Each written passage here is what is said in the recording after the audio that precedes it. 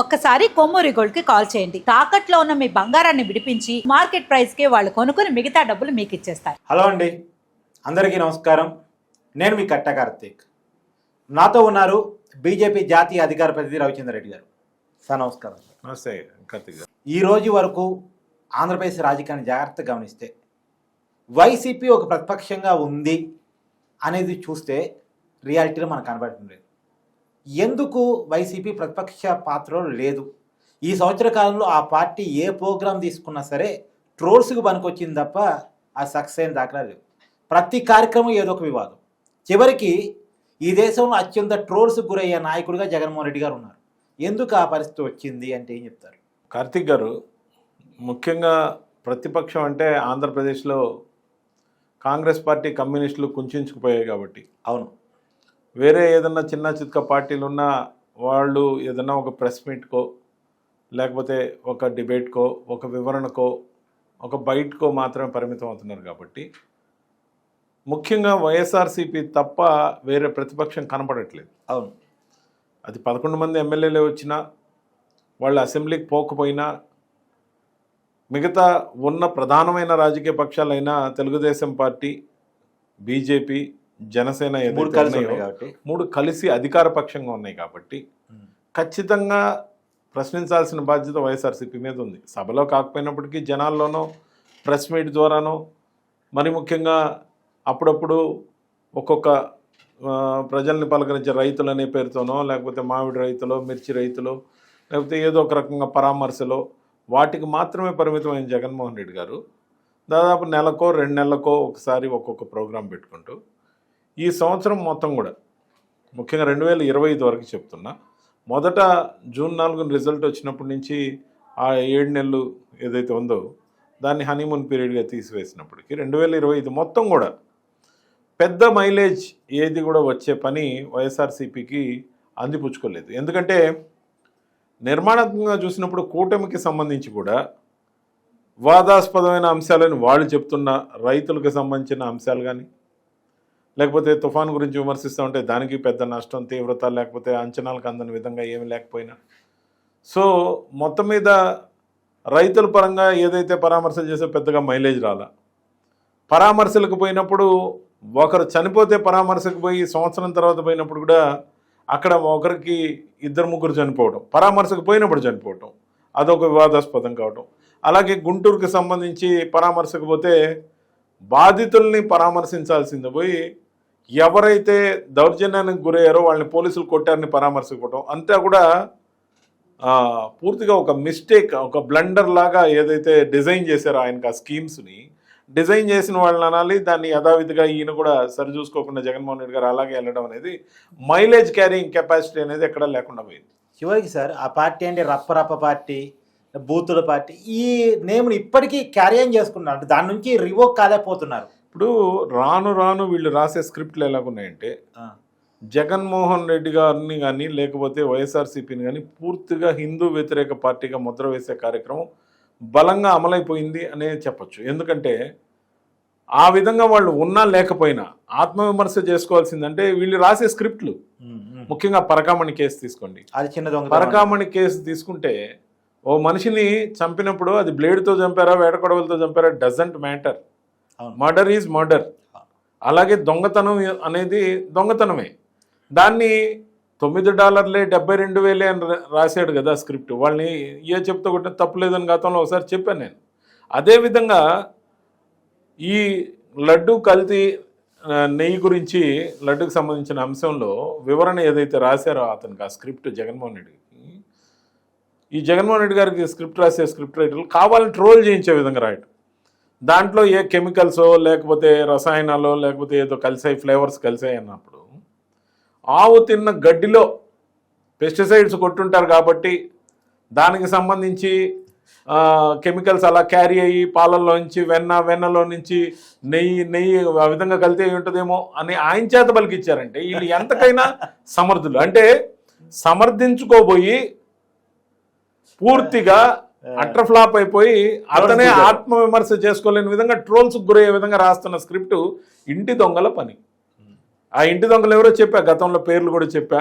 ఖచ్చితంగా కూడా కావాలని చేసే పనిగా మధ్యలో కూడా కనబడుతుంది. ఏదో ఏకి మెదడు పెడితే ఏదో అన్నారు, సరిగా గుర్తులేదు కానీ అది కూడా ఒకటి రోల్ ఆ, మొత్తం మీద ఏదైనా కూడా ఒక విమర్శ చేసేటప్పుడు ఏ ఒక్క స్క్రిప్ట్ కూడా జగన్మోహన్ రెడ్డిని ట్రోల్ చేయించే విధంగా రాస్తున్న స్క్రిప్ట్ కాబట్టి మీరు అన్నారు ఇందాక బాగా ట్రోల్స్కి గురవుతున్నాడే కానీ ఏది నిర్మాణాత్మక అంటే ఒకవైపు తెలుగుదేశం సోషల్ మీడియా, మరి కూటమి యొక్క సోషల్ మీడియా, దాంతోపాటు శక్తిమంతంగా ఉండడంతో పాటు వైఎస్ఆర్సీపీ సోషల్ మీడియా మార్ఫింగ్లు చేసిన దానివల్ల వచ్చిన కేసులను ఎదుర్కొన్న తర్వాత కొంత డీలా పడ్డ మాట వాస్తవం.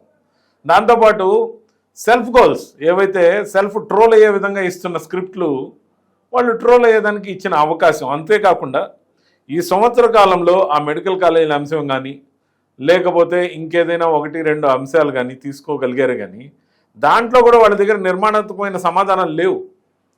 మెడికల్ కాలేజీకి సంబంధించి కూడా ఎవరు ఆ జీవోలు ఇంతకుముందు ఎన్ఆర్ఐ కోటా అలౌ చేద్దామన్నారో, ఎవరు 35% బి కేటగిరీ సీట్లు కేటాయిద్దామన్నారో వాటి గురించి వివరణ లేవు.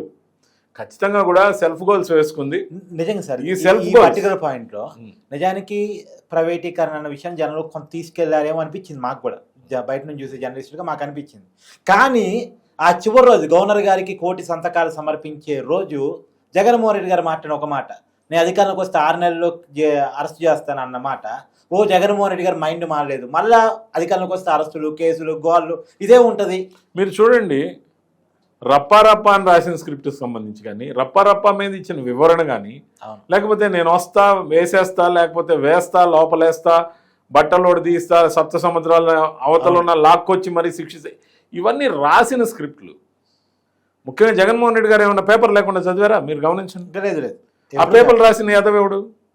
కాబట్టి కావాలని ఆ ఇంటి దొంగల పని, ముఖ్యంగా మైలేజ్ రాకూడదు అని రాసిన పని, ముఖ్యంగా నిర్మాణాత్మకంగా విమర్శించాల్సిన దగ్గర ఆచరణాత్మకంగా మాట్లాడాల్సిన దగ్గర అలివి కానీ అన్యాయమైన దుర్మార్గమైన మాటలు మాట్లాడి తప్పును కవర్ చేసే విధంగా మాట్లాడిన విధంగా ఏదైతే జరిగిందో 1 కోటి సంతకాలు అన్నారు. అది 1 కోటి సంతకాల్లో 1 కోటి ఉందా లేదా అనేది పెద్ద డౌట్. ఇప్పుడు కానీ విచారణకు ఆదేశిస్తే ఫోర్జరీ సంతకాల కేసులో మళ్ళీ ఒక పెద్ద విచారణ చేయాల్సి వస్తుంది. కోడి భోజనం అని చెప్పి నకిలీ భోజనం పెట్టి కోడిని వేలాడగట్టినట్టు 1 కోటిని పైన వేలాడగట్టారు. అదేవిధంగా 1 కోటి సంతకాలు నిజంగా పెట్టారా అని సజ్జల గారు నిలదీయండి వెళ్ళి, పెట్టారు ఎక్కడెక్కడ పెట్టారా, ఏ నియోజకవర్గం, అవన్నీ దస్తావేజులన్నీ ఇప్పుడు అడిషనల్స్ రాశారు. మనోడు 14 గంటల లోపల ఏం రాశాడో ఏం రాయలేదో ఎవడికి తెలీదు. సో ఆ విధంగా కూడా నకిలీ పెర్ఫార్మెన్స్ ఏదైతే చేయించారో నాయకుడితో, నాయకుడిని ప్రతిరోజు బలహీనపరిచేందుకు యథాశక్తి కష్టపడుతున్న ఇంటి దొంగల పని. అంతేకాకుండా ఇంకా నిర్మాణాత్మకమైన ఇష్యూలు టేకప్ చేయడానికి కూటమి ప్రభుత్వానికి వ్యతిరేకంగా సరైన ఆయుధాలు వాళ్ళకి ఇంకా దొరికినా ఏదన్నా 1-6 కూడా ఈ నకిలీ స్క్రిప్ట్ల వల్ల రాబోయే రోజుల్లో ఏమైనా పద్ధతి మార్చుకుంటారేమో చూస్తాం. 2026 నుంచి నిర్మాణాత్మకంగా ప్రజల కోసం ఏమైనా మాట్లాడతారో మనం వేచి చూద్దాం. సార్ ఇప్పుడు వాస్తవానికి వైసీపీ పర్ఫార్మెన్స్ని ప్రాక్టికల్గా చూసే ప్రయత్నం చేసినప్పుడు గ్రాడ్యుయేట్ ఎమ్మెల్సీ ఎన్నికలు జరిగాయి. కృష్ణా గుంటూరులో వైసీపీ పోటీ చేయలేదు, ఈస్ట్ వెస్ట్లో కూడా పోటీ చేయలేదు. కానీ వాళ్ళు అభ్యర్థులకు మద్దతు ఇచ్చారు. కృష్ణా గుంటూరులోనేమో లక్ష్మణరావుకి మద్దతు ఇచ్చారు, ఈస్ట్ వెస్ట్లో ఇంకొక అభ్యర్థికి మద్దతు ఇచ్చారు. కానీ వైసీపీ మద్దతు ఇచ్చిన అభ్యర్థులు దారుణమైన ఓటమి పాలయ్యారు. ఇది పక్కన పెడితే వైసీపీ స్వయంగా పోటీ చేసింది పులివెందుల జడ్పీటీసీ ఉప ఎన్నిక. నిజానికి ఉప ఎన్నిక గతంలో జరిగేది కాదు, అంటే ఎప్పుడు ఏకగ్రీవాల ఎన్నిక దాకా పోయేది కాదు. కానీ ఈసారి ఎన్నిక జరిగింది.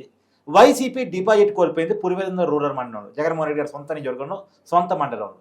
దీన్ని ఎలా చూడాలని పరిస్థితి కనపడతా ఉంది? పులివెందులే కాదు, కడప జిల్లాకు సంబంధించిన ఒంటిమిట్ట కూడా జరిగింది. సరే, పులివెందుల పర్టికులర్ ఎందుకు చెప్తానంటే పర్టికులర్గా ఏంటంటే జగన్మోహన్ రెడ్డి గారు, కానీ ఒంటిమిట్ట కూడా అక్కడే కడప జిల్లా కాబట్టి చెప్పాల్సిన అంశం.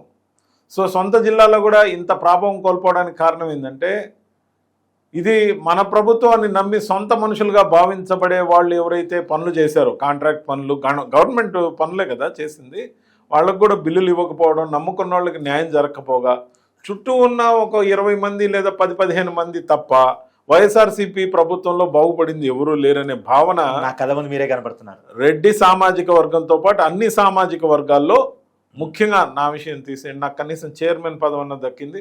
కాకపోతే నేను పెట్టింది ఎంత, నాకు వచ్చిన జీతం ఎంతో నాకే తెలుసు. కొన్ని కోట్లలో నష్టపోయాను నేను, అది ఎంతో కూడా ఇప్పుడు చెప్పిన దండగా. అందుకని ముఖ్యంగా భవిష్యత్తు లేకుండా చేయడం అంటే ఇప్పుడు అర్హతకు మించి ఆశించని వారికి కులాల ప్రాతిపదికన పదవులు ఇచ్చి, కులం చూడడం, మతం చూడడం, ప్రాంతం చూడడం అంటే మా నియోజకవర్గంలోనే ఒక ఎస్సీ ఎమ్మెల్యే 50 సంవత్సరాల నుంచి ఉంటే, ఒక ఎస్సీ అభ్యర్థికి వాళ్ళ తండ్రి చనిపోయాడని ఒక ఎమ్మెల్సీ ఇస్తే, మళ్ళీ ఇంకొక ఎస్సీ అభ్యర్థికే ఇంకొక ఎమ్మెల్సీ నాకు ఇస్తానది ఇచ్చి, దాని ద్వారా మళ్ళీ అతనికే మళ్ళీ ఎమ్మెల్యే టికెట్ ఎమ్మెల్సీగా ఇచ్చిన తర్వాత ఇవ్వడం అనేది నిజంగా దివాలా కోరుతాను. సో ఈ దివాలాకోరు రాజకీయం ఏదైతే చేశారో దానికి ఫలితాన్ని భయంకరంగా అనుభవించారు. 150 నుంచి 5 పెరికేశారు. 5 కదా తగ్గింది అనుకుంటున్నారేమో, కానీ మధ్యలోంచి 5 జారిపోయిన విషయం తెలుసు. అదేవిధంగా పెర్ఫార్మెన్స్ అప్గ్రేడ్ కాలేదు అని చెప్పుకోవడానికి ఈ కడప జిల్లాకు సంబంధించిన పులివెందుల్లో ఉన్న జడ్పీటీసీ కానీ లేకపోతే ఒంటిమిట్టకు సంబంధించి కానీ ఏది జరిగిందో, దాంతోపాటు గ్రాడ్యుయేట్స్ అభ్యర్థులు ఇప్పుడు మన రాజా గారు గెలిచారు, ఆలపాటి రాజా. దానికి సంబంధించి ఏం జరిగిందో, మేము మద్దతు ఇవ్వలేదని కాసేపు అన్నారు, తర్వాత కమ్యూనిస్టులకు మద్దతు అన్నారు. ఈ డోలాయమాన పరిస్థితి ఎందుకు వచ్చింది అంటే, బలం ఉంటే మద్దతు ఇవ్వాలి, లేదంటే విత్డ్రా చేసుకుని యునానిమస్ అన్న అయ్యి ఉండేదేమో, కనీసం ఖర్చు అన్న దక్కుండేది, పరువు అన్నది దక్కుండేది. అలా కాకుండా ఇలా కాకుండా గాల్లో పెట్టి పూర్తిగా రాజకీయాన్ని రాజకీయంగా కాకుండా ఏదో రప్ప అని మాటలు చెప్పి నాయకుడిని మభ్యపెట్టి, ఏదైతే పార్టీ ఈ రోజున ఒకే ప్రతిపక్షం ఉంది కాబట్టి ఈ ఆటలన్నీ సాగుతున్నాయి. ఎమర్జీ అయ్యే విధంగా ఇంకేదైనా ఒక ప్రతిపక్షం పుడితే మాత్రం ఈ ప్రతిపక్షంలో ఫిక్స్డ్ డిపాజిట్లో వేసామని చెప్పుకుంటున్న 40% కాస్త ఓ 20%కో 25%కో తగ్గిపోయింది అన్నప్పుడు ఖచ్చితంగా కూటమి మళ్ళీ గెలవడానికి సులభంగా అవకాశాలతో పాటు ఎక్కువ అవకాశాలు ఉంటాయి.